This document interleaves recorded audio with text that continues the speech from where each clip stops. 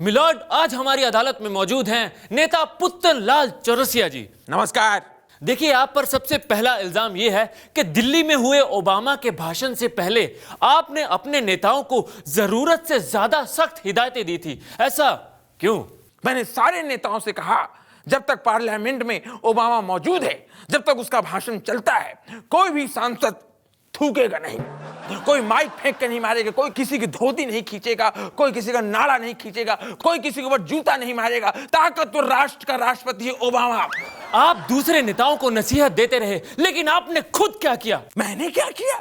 MJ Akbar road, Ashoka road, parliament के पीछे जो मैंने गंदगी देखी, कचरा देखा, मेरा मन डोल गया। मैं घर गया, घर से प्रेस की हुई चादर फूलों वाली कचरे के ऊपर डाल दिया ताकि ओबामा ना देख पाए, ताकतवर राष्ट्र का राष्ट्रपति। लेकिन हमने देखा है कि सबसे ज्यादा अनुशासन आप तोड़ रहे थे। फोटो खिंचवाने के लिए सबसे ज्यादा उछल कूद आप ही कर रहे थे। ऐसा क्यों? मैं कोई आगे आगे नहीं उछल रहा था, मेरे पीछे से नेताओं का धक्का आ रहा था। मैं पूरे धक्के को से रोके हुए था। जब भीड़ का धक्का बहुत ज्यादा हो गया, मुझसे बर्दाश्त नहीं हुआ, मैं खड़बड़ा के ओबामा के मुंह के ऊपर गिरा। उसने मेरी पप्पी ले ली, किसी ने फोटो खींच ली, तो मैं क्या करूं? मिलॉर्ड, आज हमारी अदालत में मौजूद हैं एक बैंक कैशियर। देखिए, यहाँ पर सबसे पहला इल्जाम यह है कि आजकल आप अपने वर्किंग आवर्स में फ्री बैठे रहते हैं। ऐसा क्यों? भाई मैं करूं तो क्या करूं? मुझे कीनू मोरिया का अकाउंट हैंडल करने के लिए दिया है, उसमें कुछ करने को होते ही नहीं, तो मैं करूं तो क्या करूं?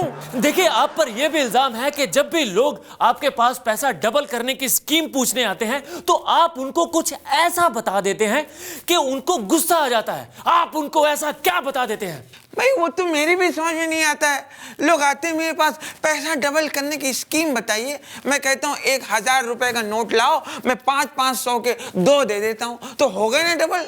अब इसमें भड़कने की क्या बात है? मैं करूँ तो क्या करूँ? देखिए, आप पर यह भी इल्जाम है कि आप लोगों से कहते फिरते हैं कि आप करोड़पति हैं, जबकि आप सिर्फ बैंक कैशियर हैं। ऐसा क्यों? भाई सीधी सी बात है, करोड़ों रुपए की हरी हरी पत्तियां रोज मेरे हाथ में आती हैं, मेरे हाथ से जाती हैं। करोड़ों रुपए में मैं रहता हूं, तो हुआ ना मैं करोड़पति। मिलॉर्ड, आज हमारी अदालत में मौजूद हैं महानगर पालिका के ऑफिसर मिस्टर झूठ बोले। नमस्कार। देखिए, आप पर सबसे पहला इल्जाम यह है कि आप शहर में खुले आम घूमते हुए पागल कुत्तों और बंदरों को देखते हुए भी कोई कदम नहीं उठाते हैं। ऐसा क्यों? ये फालतू जानवर लोग को देख के मैं बहुत बड़ा बड़ा कदम उठाता है, बल्कि मैं उधर से भाग ही जाता है। फिर देखिए, आप पर यह भी इल्जाम है कि आपके काम का स्टैंडर्ड दिन बर दिन गिरता जा रहा है। ऐसा क्यों? अरे बाबा, मुंबई का जो गंदगी है, जो कचरा पट्टी है, रोज न्यूज चैनल में दिखाता है, तो हमारा स्टैंडर्ड हाई हुआ ना। देखिए, आप पर यह भी इल्जाम है कि आप कामचोर कर्मचारियों के खिलाफ कोई भी कार्रवाई नहीं करते हैं। ऐसा क्यों? अरे बाबा, जितना भी कामचोर कर्मचारी है ना, उनके खिलाफ मैं बहुत कड़क कार्रवाई किया है। एक कामचोर कर्मचारी लोग को काम नहीं देने का, मैं उनको काम ही नहीं देते। उनके पास जब काम नहीं होएगा तो काम चोरी कैसे करेगा? बेड़ा समझ लसका है। मिलॉर्ड, आज हमारी अदालत में मौजूद हैं एक मशहूर साइंटिस्ट।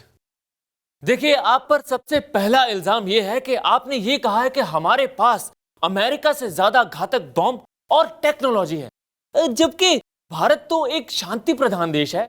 ऐसा आपने क्यों कहा? भारत एक शांति प्रधान देश है, मैं मानता हूँ, लेकिन हमारे देश में भोली बिंद्रा जैसी भी है, जब मुंह खोलती है तो बमों की बारिश होती है। हमारे देश में सजनीकांत भी है, जो दुनिया के किसी मिलिट्री को अकेले निपटा सकता है, अकेले। हमने सुना है कि आपने एलियन को देखा है। अगर आपने एलियन को देखा है तो आपने देश को बताया क्यों नहीं? एलियन को सिर्फ मैंने नहीं, सबने देखा हुआ है। आपने भी देखा है, इन्होंने भी देखा है, सबने देखा है। एलियन कौन होता है? कौन होता है एलियन? कौन होता है? एलियन जो समझ से बाहर हो, जिसका ऊपर का माला खाली हो, जिसकी हरकतें ऊटपटांग हो। हम सब जानते हैं वो है पाकी सावंत। देखिए, सजनीकांत जी ने आपके ऊपर आरोप लगाया है कि आप उन्हें बार बार फोन कर करके परेशान कर रहे हैं। आप ऐसा क्यों कर रहे हैं? फालतू में फोन नहीं करता हूं, मैं काम के लिए फोन करता हूं। मैं कौन सा काम? मैं एक ऐसा रॉकेट बनाना चाहता हूं कि 1 मिनट में वो किसी को भी अंतरिक्ष पहुंचा दे। उसके लिए मुझे सजनीकांत के एक बूंद खून की जरूरत है। वो एक एनजीओ के लिए इतना भी नहीं कर सकता। मिलॉर्ड, आज हमारी अदालत में मौजूद हैं एक ऐसे शख्स जो सरकारी स्कूल के अध्यापक हैं, बक बक सिंह जी। प्रसन्न रहो। देखिए, मैंने आपसे आशीर्वाद नहीं मांगा है। तो फिर ऐसे ही रहो। देखिए, आप पर सबसे पहला इल्जाम यह है कि आप अपनी क्लास में मैथ्स पढ़ाने के बजाय बच्चों को बाबाओं की तरह सत्संग और प्रवचन सुनाते रहते हैं। आपको शायद ज्ञात नहीं कि हमारा विद्यालय सरकारी विद्यालय है। यहाँ के बच्चे भगवान भरोसे हैं। देखिए, आप पर यह भी इल्जाम है कि आपको यह तक नहीं पता कि आपकी क्लास में कितने बच्चे पढ़ते हैं। मुझे पता है, हमारी कक्षा में सिर्फ 2 ही बच्चे पढ़ते हैं, रमन और राघव। बाकी बच्चे तो निंद्रा में लीन रहते हैं। तो आप उन्हें जगाते क्यों नहीं हैं? वो बच्चे इतने शैतान हैं कि हमारे जागने से पहले खुद ही जाग जाते हैं और कक्षा से भाग जाते हैं। चलिए हाथ खोलिए। मैं आपका स्टूडेंट नहीं हूं। देखिए, आप पर यह भी इल्जाम है कि आपके स्कूल की महिला अध्यापिकाएं आपको बिल्कुल भी पसंद नहीं करती। ये प्रश्न तो महिला अध्यापिकाओं से होना चाहिए। जहां तक मेरा प्रश्न है, मैं तो सभी महिलाओं को प्रेम भाव से देखता हूँ। चलिए हाथ खोलिए। मैं आपका स्टूडेंट नहीं हूं। चलो तुम हाथ खोलो।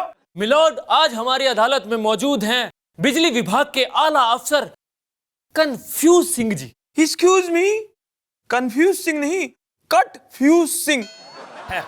देखिए, आप पर सबसे पहला इल्जाम यह है कि आपके रिश्तेदारों के यहाँ लगे हुए मीटर बहुत धीमे चलते हैं। ऐसा क्यों? भाई आजाद देश है, हर कोई अपने हिसाब से चलने के लिए आजाद है। तो मीटर भी अपने हिसाब से चलता है, उसमें मैं क्या कर सकता हूँ?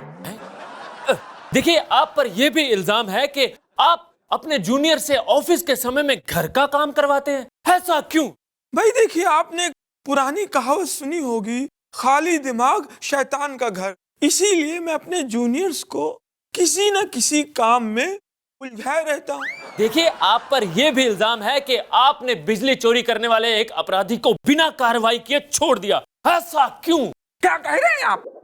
मैंने उसे बड़े गुस्से से अपने ऑफिस में बुलाया, सख्ती से उसे बिठाया। मैंने उससे कहा, ये जो तू डायरेक्ट खंबे से बिजली लेता है और सबको इलीगल कनेक्शन बांटता है, अगर खुदा न खास्ता उन तारों पे अगर अचानक बिजली आ गई, तब तो तेरा उन तारों पे ही लटके लटके हैप्पी न्यू ईयर हो जाएगा।